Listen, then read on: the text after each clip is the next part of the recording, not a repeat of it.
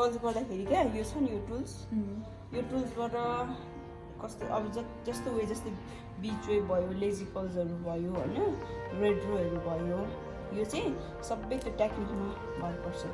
तिमीले अस्ति नै त्यो मैले त्यो खोजेको जस्तो भने त्यो रेड रो जसलाई हलिउड पनि भन्छ अनि रेड रो पनि भन्छ होइन, त्यो चाहिँ त्यसको डिफ्रेन्स चाहिँ म देखाउँछु न।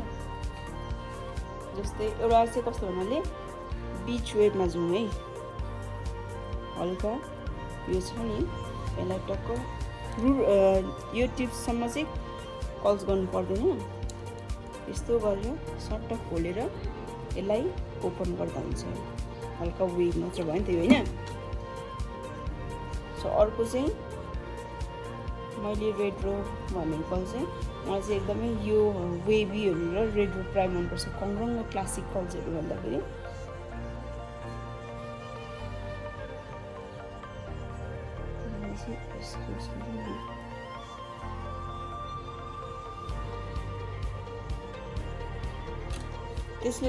त्यसको लागि चाहिँ सबै ट्विस्ट गर्दै जानुपर्छ।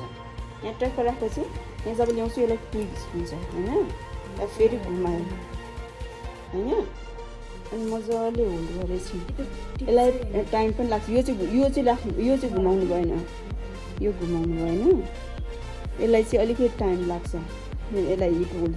अनि त्यो गर्दाखेरि जहिले पनि एकचोटि होल्ड गर्ने, अनि जब यो खोल्छ यो खोलेपछि ठ्याक्क स्टेप आउँछ क्या। यो चाहिँ रेड रो टाइपको भन्छ क्या, यसको डिफ्रेन्ट र यसको डिफ्रेन्ट देख्यो।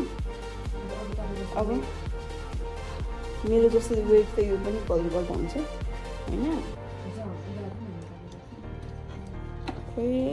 एक्सक्युज मी, त्यो चाहिँ अब यसमा चाहिँ भोल्युम हुँदैन होइन, यो पनि त्यस्तै भोल्युम इनसाइडबाट सट्ट गरेर यस्तो गर्दा मलाई चाहिँ यस्तो पनि मनपर्छ कि डिफ्रेन्ट होइन। अब कतिलाई चाहिँ क्लासिक कर्ल्स हुन्छ, प्रायः यस्तो नेपालमा चाहिँ धेरै जस्तो कर्ल्स भन्ने बित्तिकै यस्तो भेराइटीमा जाँदैन नि त। कर्ल्स भन्ने बित्तिकै कतिले चाहिँ कङ्ग्रङ हुनुपर्छ, घुम्नुपर्छ भन्ने छ होइन, त्यसलाई चाहिँ त्यो चाहिँ प्रायः जस्तो एकदम त्यो चाहिँ डिपेन्ड्स। यस्तो सिधा गरेर होल्ड गर्नु, यो चाहिँ सिधै लगेर होल्ड गर्ने क्या, अनि त्यसलाई बिस्तारै बिस्तारै खोल्नु, अनि यसरी कङ्ग्रङ हुन्छ क्या डिफ्रेन्ट देख्यौ। यो किन मन पर्दैन भन्दाखेरि यो कलरले लेन्थ कहिले पनि लङ देखाउँदैन, यसले लेन्थ खान्छ होइन। सर्टहरूको लागि जहिले पनि यो बेस्ट हुन्छ। यो चाहिँ कुङ्ग्रु हजुर देख्यो लेन्थ कति डिफ्रेन्ट छ, यसले पनि खाँदैन किनभने यो र यो अलमोस्ट सिमिलर हुन्छ, यो इन एन्ड आउट मात्रै डिफ्रेन्ट होइन।